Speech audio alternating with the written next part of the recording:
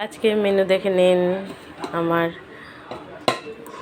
যে ভাত, এটা গরম, হালকা গরম আছে, ধোয়া ওটা না, মানে রান্না করছি অনেকক্ষণ হয়েছে।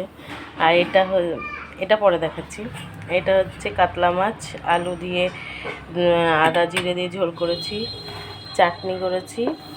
আর এটা পুঁই মিচুরি ভাজা করেছি, পুঁই শাকের ফল ভাজা করেছি। আর এটা হচ্ছে আজকে শো স্টপার, হচ্ছে এই দেখেন এঁচোড়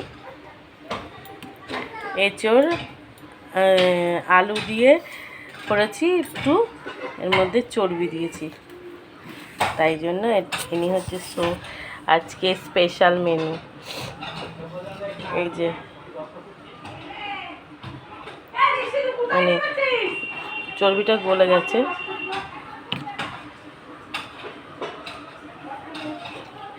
এই যে চর্বি আর তেল দেখেছেন কেমন। আলু এঁচোড় করেছি, এই যে একদম গা মাখা, মানে বেশি ঝোল ঝোল না। তো কেমন লাগলো আজকের মেনু তো অবশ্যই জানাবেন। টাটা। ভালো লাগলে একটা লাইক কমেন্ট শেয়ার করে দেবেন। টাটা।